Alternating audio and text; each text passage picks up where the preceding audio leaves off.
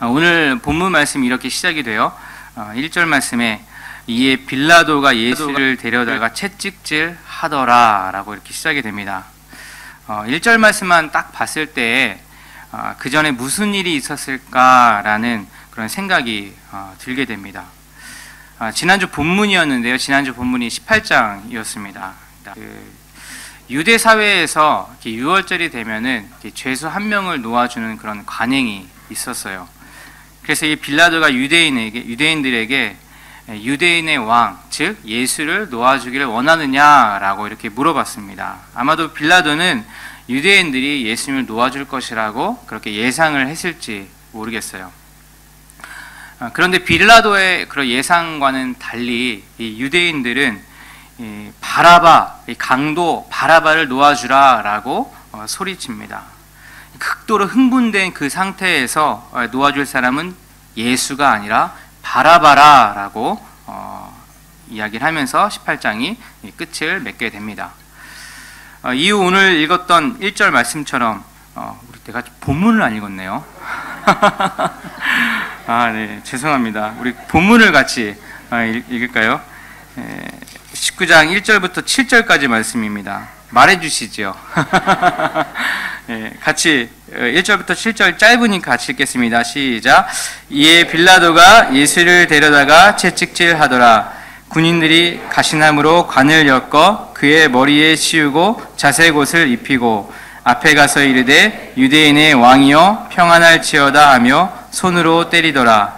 빌라도가 다시 밖에 나가 말하되 보라, 이 사람을 데리고 너희에게 나오나니 이는 내가 그에게서 아무 죄도 찾지 못한 것을 너희로 알게 하려 함이로라 하더라.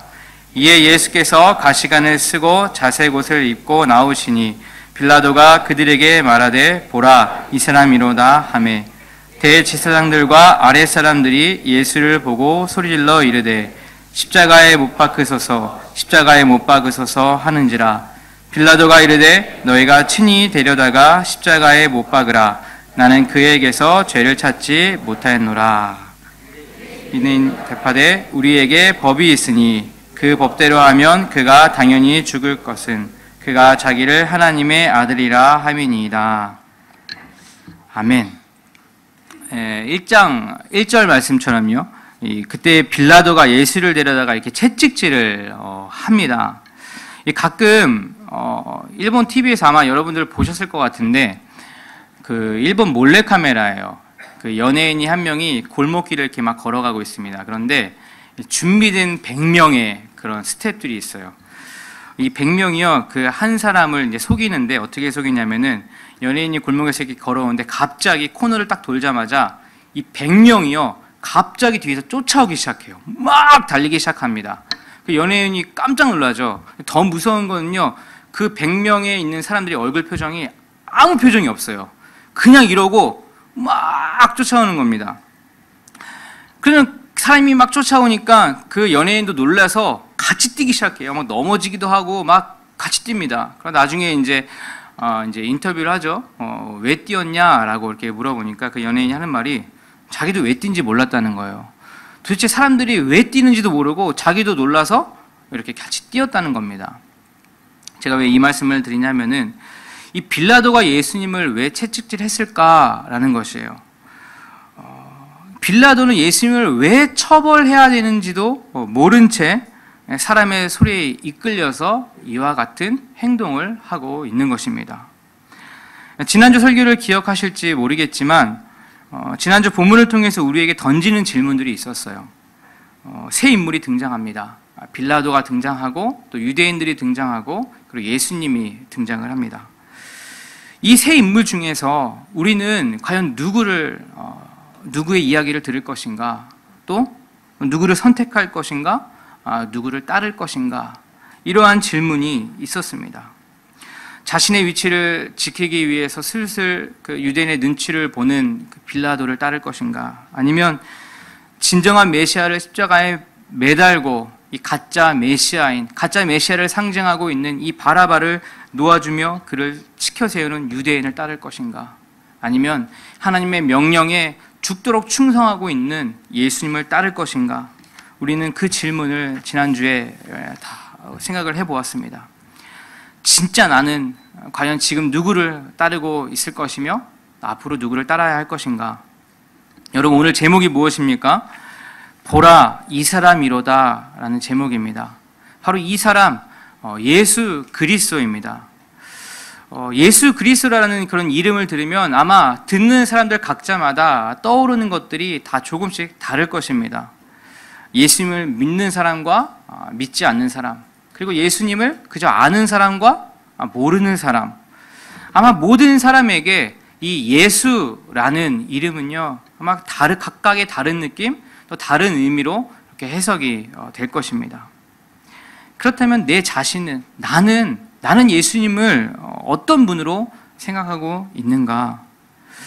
오늘 본문도요, 지난주와 마찬가지로 이 세 명의 인물을 통해서 그 세 가지 유형이 나타나고 있습니다. 그 세 인물이 보는 예수님은 제각기 다른 모습을 하고 있어요. 같은 분이시지만 제각기 다른 모습을 하고 있습니다.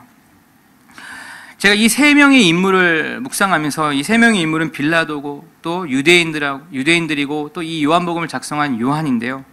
이 세 인물을 함께 묵상하면서요, 이 인물 안에 내가 다 존재하고 있다는 것을 발견하게 되었어요.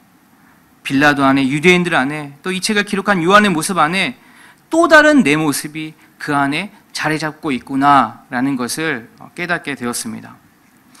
오늘 말씀을 통해서 정말 내가 어떤 모습인지를 인정하고 또 버려야 할 것이 무엇인지, 또 취해야 할 것이 무엇인지를 함께 고민해보고 함께 결단하는 그런 시간이 되기를 바랍니다. 먼저는 빌라도예요. 빌라도가 바라본 예수님의 모습은 어떠한 모습인가? 우리 본문 1절 말씀 다시 한번 읽겠습니다. 이에 빌라도가 예수를 데려다가 채찍질하더라. 빌라도가 예수님을 채찍질합니다. 아마 이 채찍에 대해서 여러분들 들어보신 적 있으시겠지만 이 채찍은 보통 채찍과 다릅니다. 뭔가 말을 빨리 달리기 위해서 치던 그런 채찍과는 달라요. 이 채찍의 끝에는요, 이 납이 붙어 있다고 해요. 아니면 못이 붙어 있었다고 합니다. 그래서 이 채찍을 사람에게 내리치는 그 순간에, 맞는 그 순간에 이 끝에 있는 이 납과 못이 사람의 피부를 파고 들었다고 합니다. 그리고 그 채찍을 거두는 그 순간에 이 살이 다 뜯겨 나갔다는 것이죠. 몇 번만 그렇게 맞아도요, 아주 치명적인 상처가 생길 정도로 너무나 무서운 그런 채찍이었습니다. 그렇게 몇 번을 맞다 보면요, 결국 이 피와 또 이 살과 뼈 이런 것들이요, 막 서로 엉켜서요, 막 정말 범벅이 된다고 합니다. 그래서 어떤 십자가형을 받은 사람은요, 십자가에 매달리기도 전에 그 채찍을 몇 번 맞다 보니 죽음에 이른, 사망한 사람들도 꽤 있었다고 그렇게 이야기를 합니다. 이 빌라도가 어찌하여 예수님을 잡아다가 이렇게 채찍질을 한 것일까? 그 이유가 무엇일까? 바로 그 전에 유대인들이 소리치며 주장한 것 때문입니다. 다시 말해서 예수를 못 받고 강도 바라바를 풀어주라는 그 강력한 요구에 어쩔 수 없이 반응했던 것, 어쩔 수 없이 액션했던 것처럼 그렇게 보입니다. 그런데 아이러니하게도 이 빌라도는 예수님을 신문하면서 그에게 죄가 없다는 것을 알게 되었어요. 그에게서 죄를 찾지 못했다는 사실입니다. 빌라도는 예수를 보면서 그에게 죄가 없다는 것을 몇 번이고 다른 사람들에게, 유대인들에게 이렇게 어필을 하고 있습니다. 요한복음 18장 38절 말씀인데요, 한번 같이 볼까요? 요한복음 18장 38절 말씀 같이 읽겠습니다. 시작. 빌라도가 이르되 진리가 무엇이냐 하더라. 이 말을 하고 다시 유대인들에게 나가서 이르되 나는 그에게서 아무 죄도 찾지 못하였노라. 요한복음 19장 12절 말씀에도 이렇게 기록이 되어 있어요. 한번 같이 찾아볼까요? 19장 12절 말씀 시작. 이러함으로 빌라도가 예수를 놓으려고 힘썼으나 유대인들이 소리질러 이르되 이 사람을 놓으면 가이사의 충신이 아니니이다. 무릇 자기를 왕이라 하는 자는 가이사를 반역하는 것이니이다. 빌라도는 예수에게서 아무 죄도 찾지 못했다라고 이렇게 고백을 하고 있습니다. 그리고 12절 말씀에는 빌라도가 예수를 놓으려고 힘썼다라고 이렇게 기록이 되어 있어요. 그가 빌라도가 생각한 그 예수에 대해서 그대로 표현을 하고 있는 장면입니다. 이처럼 빌라도는 예수님에게 죄가 없다는 것을 알았어요. 그리고 죄 없는 예수님을 놓아주려고 나름대로 노력도 하게 됩니다. 그런데 그는 왜 지금 그렇게 예수님이 죄가 없고 예수님을 놓아주려는 그런 마음도 갖고 있었지만 지금 왜 예수님을 채찍질하고 있을까? 바로 유대인들의 외침 때문이에요. 그들이 그렇게 소리 지르고 당장이라도 달려들 것 같은, 당장이라도 이 폭동을 일으킬 것 같은 예수님을 십자가에 못 박으라고 그렇게 흥분되어 있는 그 사람들을 보면서 그들의 요구를 들어주지 않으면 뭔가 일어날 것 같은 그런 두려움이 있었던 것입니다. 성경에서는 빌라도의 마음을 더 자세하게 기록한 구절이 있어요. 이 마태복음 27장 24절 말씀인데요. 우리가 세 번역으로 한번 읽어보겠습니다. 마태복음 27장 24절 말씀 같이 읽겠습니다. 시작. 빌라도는 자기로서는 어찌할 도리가 없다는 것과 또 밀란이 일어나는 것을 보고 물을 가져다가 무리 앞에서 손을 씻고 말하였다. 나는 이 사람의 피에 대하여 책임이 없으니 여러분들이 알아서 하시오. 어찌할 도리가 없다는 것. 다시 말해서 내가 할 만큼 했는데, 내가 너를 풀어주려고 할 만큼 했는데 아무 효과가 없었다라는 말과 또 밀란이 일어날 것에 대한 두려움이 있었다라고 말하고 있습니다. 결국 예수님을 그가 채찍질하고 결국은 십자가형까지 몰아가게 한 것은 빌라도의 무책임과 또 자기 임기 중에 일어날 밀란을 두려워했던 것입니다. 어떤 사람들은 이런 빌라도를 보면서요, 좀 너무한 것 아닌가라는 생각도 들어요. 막 그들 나름대로 예수님을 좀 풀어주려고 했고 또 예수님을 위해서 또 예수님이 죄 없다는 것을 사람들한테 말하지 않았냐, 그가 할 수 있는 노력을 다 하지 않았냐, 그가 어떤 유대인들의 험악한 군중 심리에 눌려서 예수님의 십자가에 달도록 내어준 것뿐인데 지금까지도 우리가 아까 사도신경을 함께 기도한 것처럼 그 사도신경까지 그의 이름이 거론되는 것은 너무한 것 아니냐라고 하는 분들도 계십니다. 그렇지만 이 빌라도의 모습을 잘 살펴보면요, 빌라도 안에 숨겨진 의도가 많이 있다는 것을 발견하게 됩니다. 그가 예수님을 진짜 채찍질한 이유가 있어요. 물론 군중 심리에 의해서 두려움이 있어서 그렇게 채찍질을 한 것도 있었지만 그는요 철저히 계산을 한 것입니다.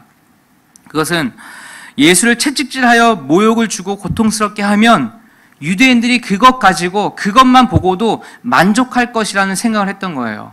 그리고 그를 십자가에 못 박으라고 하는 그들에게요, 나름대로 내가 노력을 하고 있다는 것을 보여주는 행위가 되는 것입니다. 왜냐하면 당시 유대인들의 눈치를 보면서 정치를 했던 빌라도였기 때문이에요. 빌라도는 예수님에게서 죄를 찾지 못했다고 분명히 기록하고 있습니다. 몇 번에 걸쳐서 이렇게 이야기를 하고 있어요. 그럼에도 불구하고 그는 죄인이 아닌 예수님을 최고형인 십자가형까지 몰고 간 것입니다. 빌라도에게는 분명히 예수님을 죽이지 않을, 예수님을 풀어줄 그런 권력과 그런 힘을 가지고 있던 인물이에요. 그런 위치에 있었어요. 그런 위치에 있었음에도 불구하고 그는 올바른 재판을 하지 않았습니다. 그는 정치에 굉장히 야욕이 있었다고 해요. 이런 빌라도에게 지금의 상황, 지금의 예수님을 앞에 두고 사람들이 소리치고 있는 이 상황에서 지금의 상황은 자기 자리를 지키느냐 아니면 그렇지 못하느냐의 그거에 선택권이 지금 있는 것입니다. 충분히 예수를 놓아줄 수 있는 그런 힘을 가지고 있었지만 그로 인해서 유대인의 심기를 건드리게 되고 혹시 그 때문에 여러 곳에서 밀란이 일어날지 모르는 그런 가능성을 생각했던 것이고요. 그리고 그의 정치 인생에 흠이 될지도 모르는 그런 계산을 했던 것입니다. 빌라도는 우리가 흔히들 말하는 정치 구단이라고 하는 사람이에요. 정의를 위한 것이 아니라 정치를 위한 정치를 했던 인물입니다.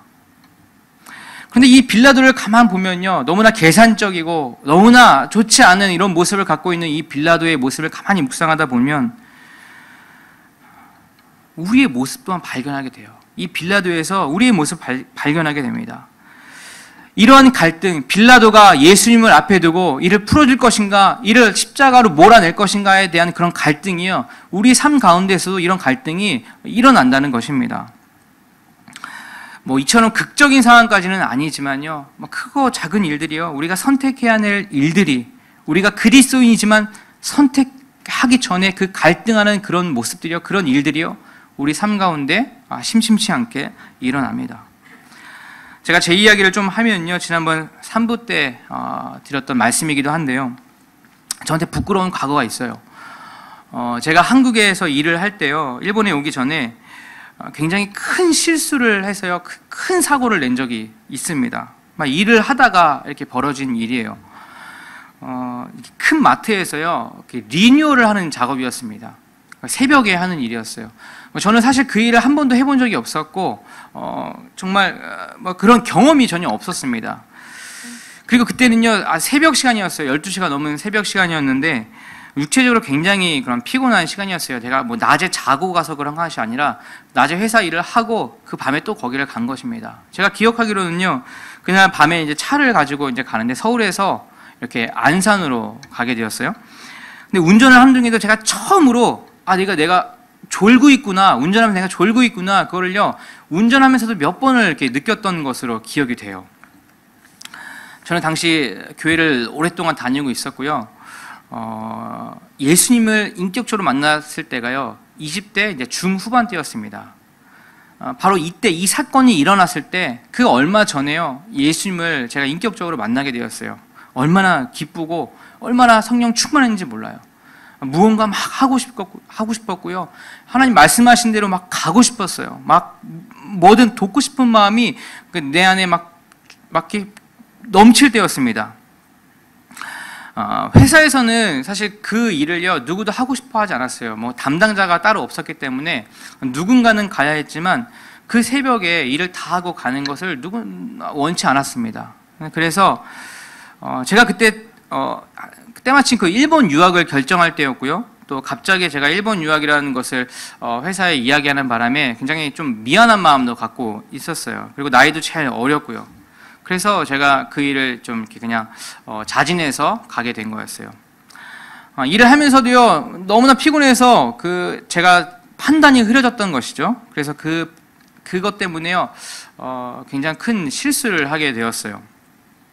어떤 실수였냐면은, 이렇게 대차에 물건을 많이 실었는데요, 그 물건을 2층에서 1층으로 내렸어야 돼요. 근데 그걸 당연히 엘리베이터에 내려야 되는데요, 한국 마트 가보신 분은 아시겠지만 이 카트라는 게 있어요, 그렇죠? 그래가지고 이게 손님들이 이렇게 거기에 물건을 싣고 에스컬레이터에 딱 가면은 그 바퀴가 특수장치가 돼 있어가지고 딱 걸립니다. 그래서 뒤로 밀리지가 않아요. 저는 사실 낮에만 마트를 가봤기 때문에 당연히 그랬다고 생각이 들었어요. 그래서 2층에서요, 당연히 1층으로 엘리베이터를 이용해야 되는데 한 100kg 넘는 물건이었어요. 그거를 2층에서 1층으로 에스컬레이터에 딱 놓은 거죠. 놓은 순간에요, 정말 아차 싶었어요. 왜냐면은 바퀴에 걸리진 않는 거예요. 그러니까 그 물건이 그대로 그냥 떨어진 거죠. 제가 힘을 그 100kg를 잡을 수가 없었으니까. 근데 딱 눈에 보이는 게 저 밑에 사람이 있는 거예요. 맨 밑에. 물건이 내려가고 사람이 부딪혔습니다. 너무 크게 다쳤어요. 저는 아직도 그 생각을 하면요, 그 바퀴가 내려가는 그 순간 사람이 부딪히는 그 비명소리, 그리고 사람들이 모여서 웅성웅성하는 소리가 아직도 들려요. 너무나 갑작스러운 일이었고요, 너무나 당황스러운 일이었습니다. 근데 제가요, 그 사건보다 더 잘 기억하고 있는 게 있습니다. 그게 어떤 것이냐면은 그 사고가 난 직후에 제 마음이었어요. 그 사고가 난 다음에 제 마음에 어떤 마음이 들었을까? 저는 사고를 낸 순간 사람들이 그 장면을 못 봤을 거라 생각이 들었어요. 왜냐하면은 다들 너무나 피곤한 상태에서 자기 회사의 일을 하고 있었거든요. 그래서 저는 순간적으로 사람이 못 봤을 거다라는 생각이 싹 스치고 지나갔어요. 그리고 나서 저한테 드는 마음은 이대로 달아나 버릴까라는 생각이었어요. 너무나 부끄러운 생각이죠. 제가 그런 마음이 든 이유가 있었습니다. 저는 그 사고가 난 순간이요, 제가 생각했던 계획들이 다 물거품이 될 거라는 생각이 들었어요. 제가 일본 유학, 하나님을 만나고 나서요, 좀 기도하던 중에 하나님께서 주신 그 마음 때문에 일본 유학을 결정하게 되었거든요. 그래서 갑자기 회사에게 이야기를 했어요. 그런데 비자도 나온 상태였어요. 그런데 그 사건이 딱 일어나는 순간 이것이 다 물거품이 될 거라는 생각이 탁 스치고 지나갔어요. 그리고 회사하고 지금까지 잘 쌓아왔던 그런 관계도 이제는 더 이상 깨지겠구나라는 생각이 지나갔습니다. 근데 동시에 들은 마음이 또 있었어요.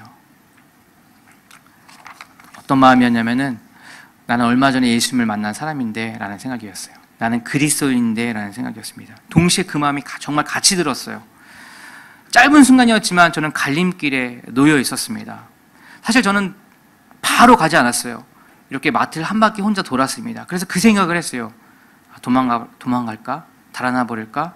그리고 또 한 가지 생각은, 나는 그리스도인인데, 나는 예수님을 만난 사람인데, 한 바퀴를 돌면서 생각을 했습니다.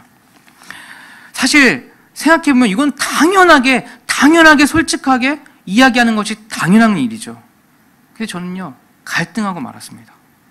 물론 나중에 솔직하게 고백을 했고요, 너무 솔직하게 진술서를 쓰는 바람에요, 어떤 전문가를 통해서 그거를 썼어야 되는데 내가 너무 솔직하게 다 쓰는 바람에요, 나중에는 모든 비용을 다 제가 내야 되는 그런 상황까지 됐었습니다.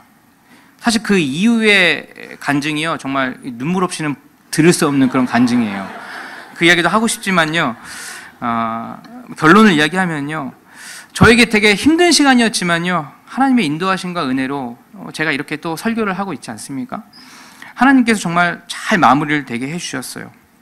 근데 제가 그 사건을 통해서 깨달은 것이 있어요. 저는 예수님을 만났고요, 믿고 따른다고 자부했어요. 괜찮은, 나름대로 정말 변했다고 생각이 들었어요. 나름대로 그때 우리 잘 나가는 교회 오빠라고 생각이 들었어요. 근데 이런 위기의 상황에 나타나는 내 모습, 내 진짜 모습, 내가 진짜 갈등하고 있는 모습, 당연히 그거는 바로 가서 이야기를 해야 되는데 순간 달아나 버릴까 생각했던 그 내 진짜 모습, 그 상황에서 갈등하는 나를 보게 되었습니다. 이런 극적인 상황이 사실 우리 삶에는 많이 일어나진 않아요. 그렇지만 우리 일상 가운데 이런 비슷한 일들이요, 심심찮게 일어나고 있습니다. 빌라도와 같은 그런 갈등. 그럴 때 나는 무엇을 선택할 것인가? 이 본문에 나타나는 이 적당히 타협하고 있는 빌라도, 분명 예수님에게 죄가 없음을 알고 있었음에도 불구하고 그는 자신의 소신보다, 자신의 판단보다 혹시 일어날지 모르는 그 두려운 대상인 유대인들의 밀란, 그리고 자신의 위치를 지켜야 하는 그 욕심 때문에 그는 결국 죄 없는 예수님을 십자가의 처형까지 몰고 간 것입니다. 그에 대한 기록을 쭉 찾아봤지만 별로 없어요. 별로 없다고 해요. 그리고 더더욱 그의 마지막 생애는요, 이렇게 알려진 게 별로 없습니다. 근데 그 요세푸스에 의하면요, 그는 자살로 생을 마감했다라고 전해지고 있어요. 얼마나 비참한 삶을 살았는지 모르겠습니다. 여러분, 그 빌라도의 갈등과 고민 분명히 있었을 것입니다. 예수가 죄가 없다는 것과, 그리고 사람들이 소리치는 그 소리 가운데 빌라도는 분명히 갈등을 했을 거예요. 근데 그런 갈등이 우리 삶에도 여전히 일어나고 있다는 것입니다.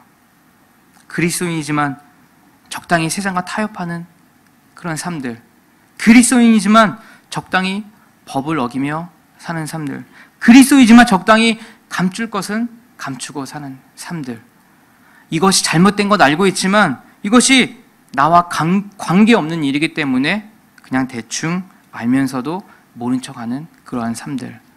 여러분 한번 잘 생각해 보십시오. 이런 갈등들이 빌라도가 했던 갈등과 그렇게 큰 차이가 없다는 것입니다. 예수님은 우리의 죄, 빌라도 같은 우리의 죄 때문에 이 땅에 오셨어요. 그 때문에 십자가에 달린 것입니다. 빌라도가 마치 예수님을 처형한 것처럼, 빌라도가 예수님을 마치 처형하도록 내버려 둔 것처럼 보이지만 사실 궁극적으로 살펴보면 예수님은요, 우리의 죄 때문에 십자가에 못 박혀 돌아가신 것입니다. 본디오 빌라도에게 고난을 받으사 십자가에 못 박혀 돌아가신 것이 아니라 바로 우리의 죄 때문에 우리의 이름이 원래는 그 사도신경 안에 있어야 되는 것 아니겠습니까? 빌라도가 5절 후반부에 말하고 있습니다. 빌라도가 그들에게 말하되 보라 이 사람이로다. 빌라도가 말한 이 사람은 어떤 사람입니까? 나의 자리를 유지하는 데 있어서, 내 자리를 지키는 데 있어서 걸림돌이 되는 사람, 귀찮은 사람, 그렇지만 좀 조사해 보니까 죄가 없는 사람, 그래서 너무나 신기한 사람. 빌라도는 그저 예수님을 이러한 눈으로 바라보고 있는 것입니다. 여러분, 우리는 예수님을 정말 어떤 눈으로 바라보고 계십니까? 예수님이 정말 우리의 삶에 어떤 분으로 계시고 계십니까? 빌라도와 같은 그런 마음이 우리 안에는 없습니까? 오늘 본문에요, 다른 시각으로 예수를 바라보고 있는 자들이 6절부터 또 등장을 합니다. 바로 유대인입니다. 유대인이 바라본 예수님. 우리 6절 말씀 같이 한번 읽어볼까요? 6절 말씀 시작. 대제사장들과 아랫 사람들이 예수를 보고 소리질러 이르되 십자가에 못 박으소서, 십자가에 못 박으소서 하는지라. 빌라도가 이르되 너희가 친히 데려다가 십자가에 못 박으라. 나는 그에게서 죄를 찾지 못하였노라. 유대인이 보는 예수님. 유대인은요, 율법에 아주 철저했습니다. 자신의 율법을 통해서요, 하나님을 잘 알고 있다고 그렇게 자부를 했어요. 그러나 6절 말씀을 보시면 그들이 하나님을 제대로 알지 못했다는 것을 증명하고 있습니다. 이 대제사장들과 아랫사람들은요, 소리 지르기 시작했어요. 죽이고 싶은 상대가 눈앞에 나타나자 그들은 극도로 흥분됐습니다. 그리고 옳고 그름을 따질 그런 마음의 여유조차 필요 없다는 듯이 예수를 십자가에 못 박으라고 그렇게 소리치고 있습니다. 그들에게 있어서 정말 진리가 무엇인지, 진짜 메시아가 어떤 분이실지, 진짜 메시아는 어떤 분으로 다가오실지 성경 말씀을 통해서 생각해보고, 그리고 정말 하나님께 간절히 간구하며 찾는 자세가요, 어디에도 나타나 있지 않습니다.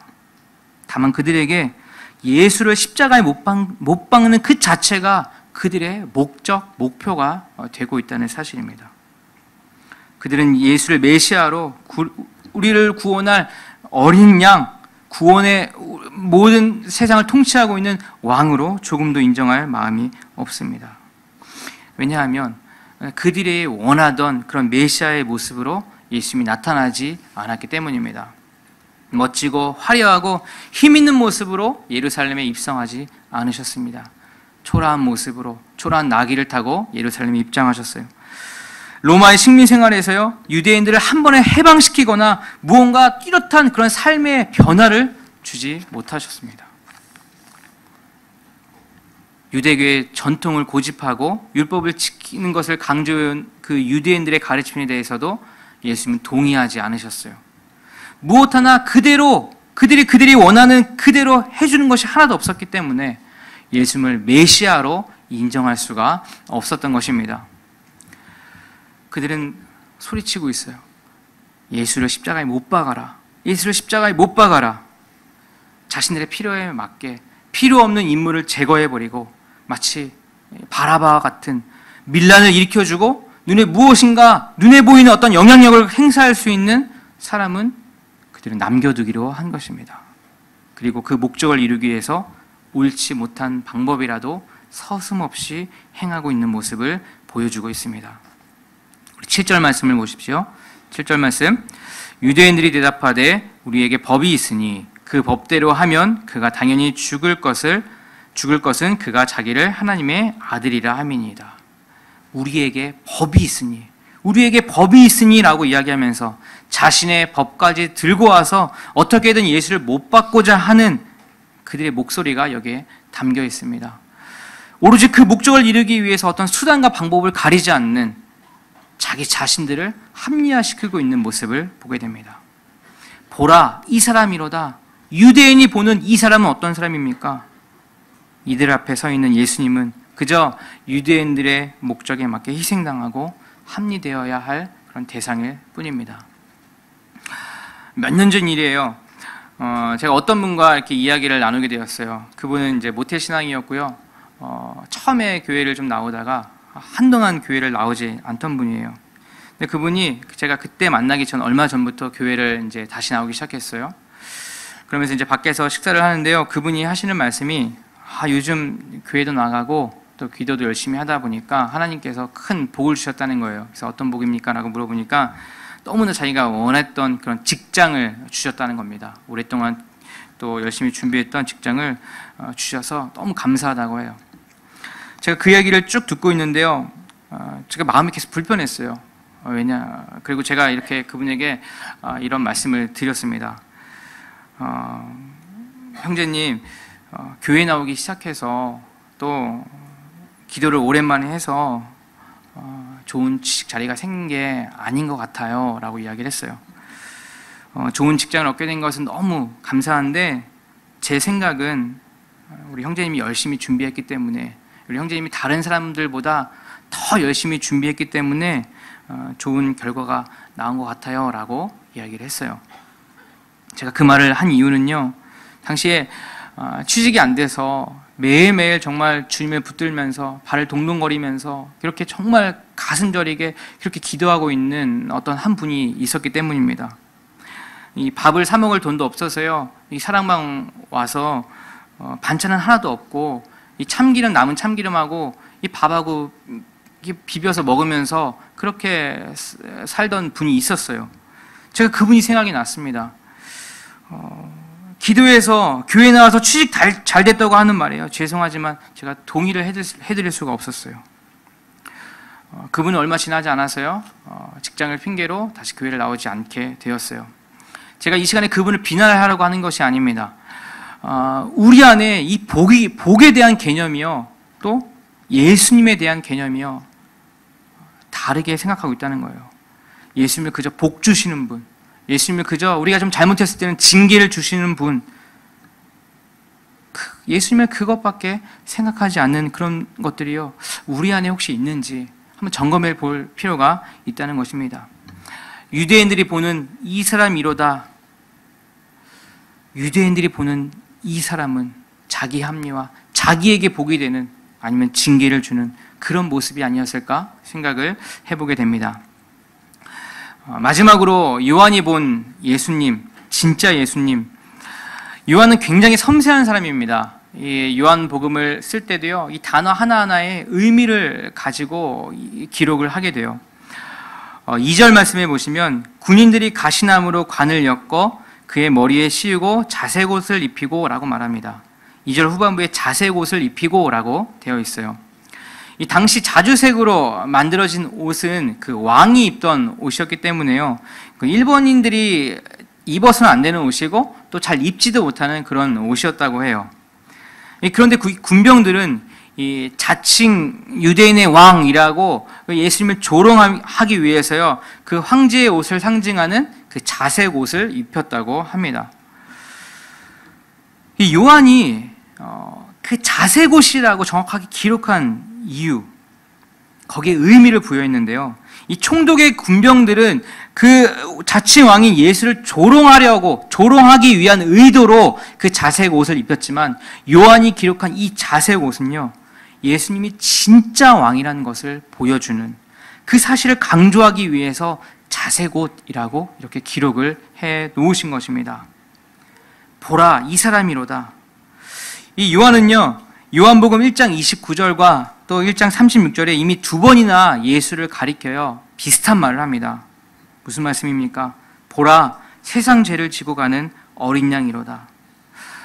이것은요, 요한의 독특한 표현입니다. 우리 사복음서에서요, 이 보라, 세상 죄를 지고 가는 어린 양이로다 이렇게 기록한 사람은 요한밖에 없어요. 이 보라, 이 사람이로다, 이 말도요, 빌라도의 말을 기록한 다른 본문 역시요, 이 말을 쓰지 않습니다. 오직 요한만이 보라, 이 사람이로다 라고 이 독특하게 기록한 것을 보게 됩니다. 예수를 믿는 사람들, 여러분들이 보라, 이 사람이로다 라고 들었을 때요, 우린 자연스럽게요, 보라, 세상 죄를 지고 가는 어린 양이로다, 진짜 왕, 우리의 진짜 왕이라는 것을 자연스럽게 떠올리게 됩니다. 또한 이 말씀은 이사야 선지자의 예언을 연상시키고 있어요. 이사야서 53장 3절 말씀입니다. 이사야서 53장 3절 말씀 같이 한번 읽어볼까요? 시작. 그는 멸시를 받아 사람들에게 버림받았으며 간고를 많이 겪었으며 질고를 아는 자라. 마치 사람들이 그에게서 얼굴을 가리는 것 같이 멸시를 당하였고 우리도 그를 귀히 여기지 아니하였도다. 요한은요, 이 말씀을 연상시키면서 예수님께서 이 땅의 죄를 위해서 메시아로서의 사역을 완성하실 이때가 이르렀음을 강하게 암시하고 있는 말씀입니다. 보라, 이 사람이로다. 이 말씀에는 여러 의미가 담겨 있죠. 빌라도의 시선과 또 유대인의 시선과 오늘 본문에서 기록하고 있는 그렇게 의도적으로 기록한 요한의 시선이 함께 담겨 있습니다.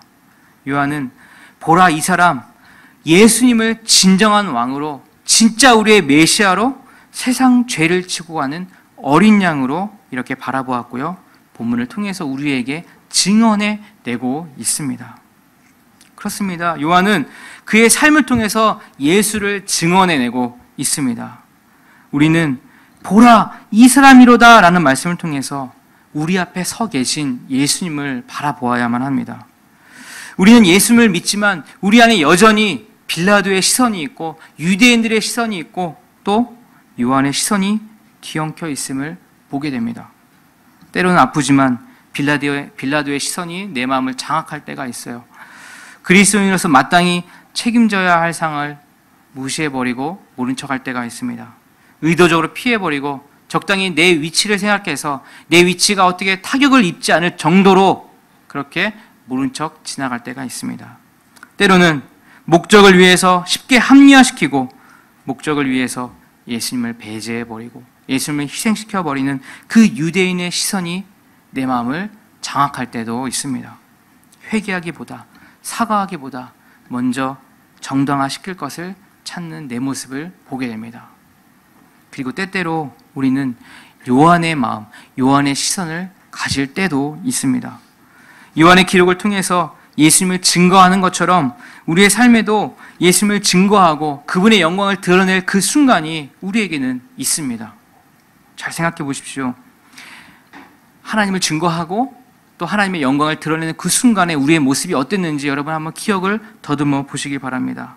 하나님의 일하심을 나누고 하나님을 증거하고 하나님의 그 놀라우신 은혜를 우리 서로에게 고백할 때 그 내 마음이 어땠습니까? 적어도 하나님 때문에 그 내 마음이 행복했던 그 순간, 우리의 삶 속에 예수님이 함께 하셨다고 내가 느끼는 그 순간에는요, 다른 것들이 필요 없습니다. 다른 것들과 비교할 수 없는 그 놀라운 기쁨이 있었고요, 내 영이 다시 살아나는 것을 아마 느껴본 경험들이 여러분들 있으실 것입니다. 여러분, 우리 안에는 빌라도의 마음과 또 유대인의 마음과 또 요한의 마음이 함께 있습니다. 이 마음이 함께 있는데 여러분도 이 마음을, 어떤 마음을 키워가고 싶으십니까? 우리는 때로는 빌라도가 되기도 하고 또 유대인들이 되기도 합니다. 그리고 요한이 되기도 하지만 여러분, 우리는 어떤 마음을 키워가야 할 것인가를 생각해야 돼요. 요한의 시선, 그분을 왕으로 인정하고 그분을 나의 구원자로 인정하는 그 시선을 붙들고 살아야 할 것입니다. 그분을 증언할 때 우리가 정말 살아나는 것을 경험하게 될 것입니다. 우리가 하나님의 일하심을 바라볼 때, 하나님의 능력을 찬양할 때, 하나님의 그 전능하심을 믿을 때, 하나님의 주권을 인정할 때 우리의 영이 함께 살아가는 것을 느끼게 될 것입니다. 그런 삶이 되기를 정말 기도합니다. 우리 이 시간 함께 찬양을 한 곡 했으면 좋겠는데요, 우리가 주님께요 좀 고백합시다. 하나님, 나에게 정말 선한 마음이 없습니다. 그래서 주님만을 의지합니다. 하나님, 내 마음 속에 빌라도의 마음과 유대인의 마음과 요한의 마음이 같이 있다는 것을 이 시간 고백합니다. 하나님, 이 시간에요 정말 주님의 마음이 필요합니다. 주님의 마음을 붙잡겠습니다. 이러한 고백을 드리면서 찬양합시다.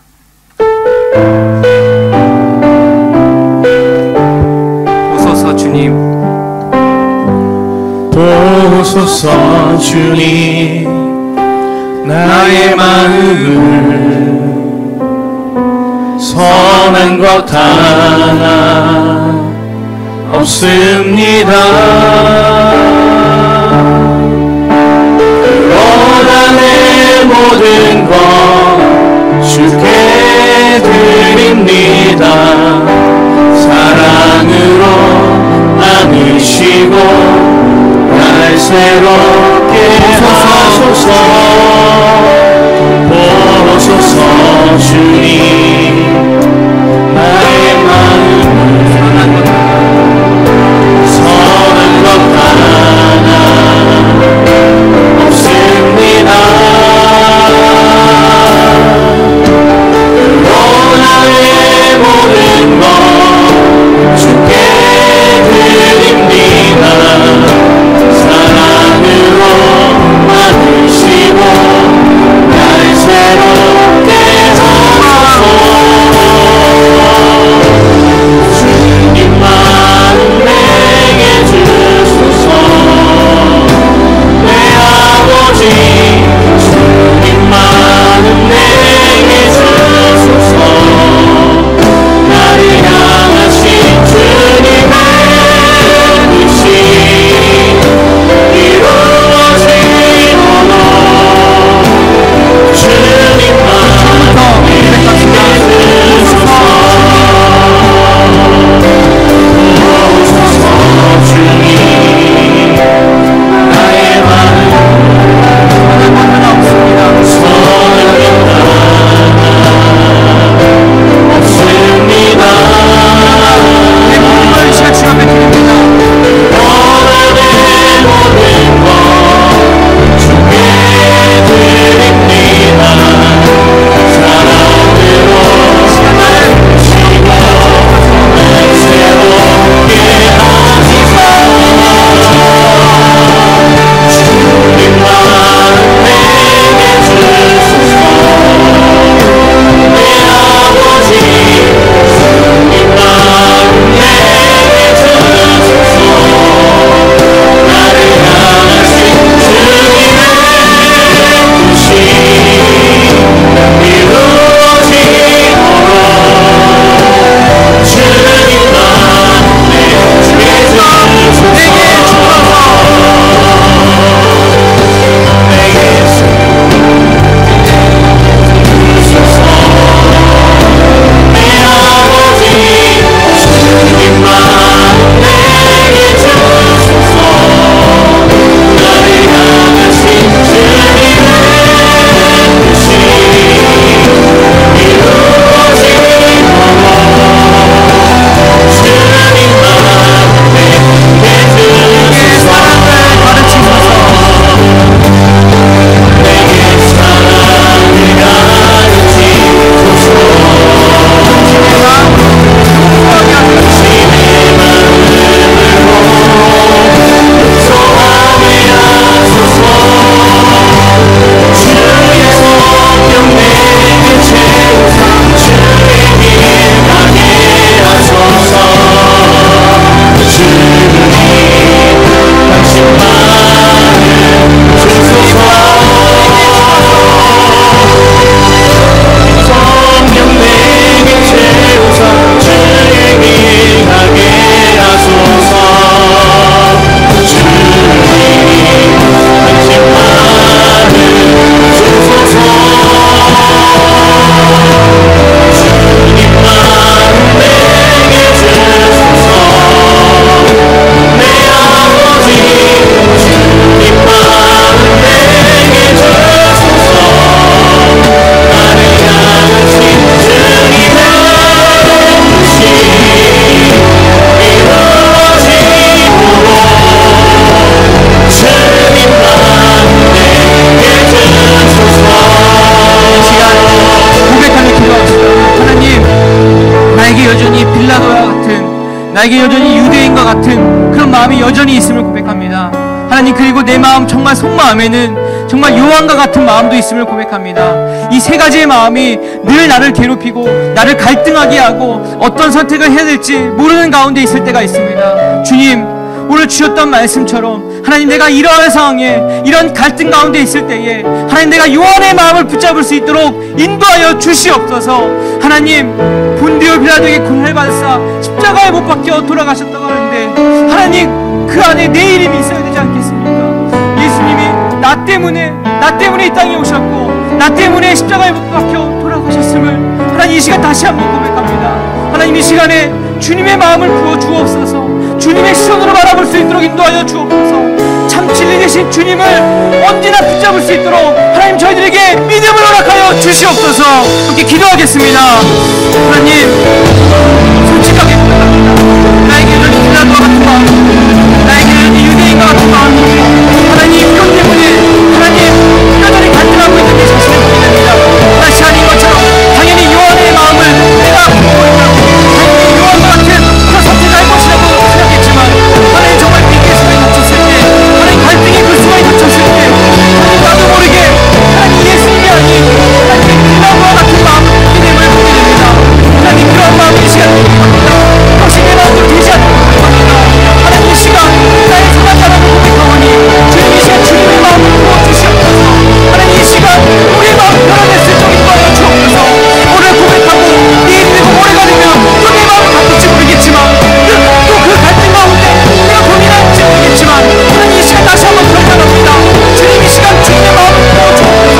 그게 그 결정이, 그 갈등이 혹시 내가 다른 생각을 한다 하더라도 주님, 그게 주님의 마음이 나를 역사하여 주시고 주님의 마음이 나를 이끌어 주시옵소서. 주님, 이 시간 내 마음을 주님 앞에 맡겨드립니다. 주님, 주시옵소서.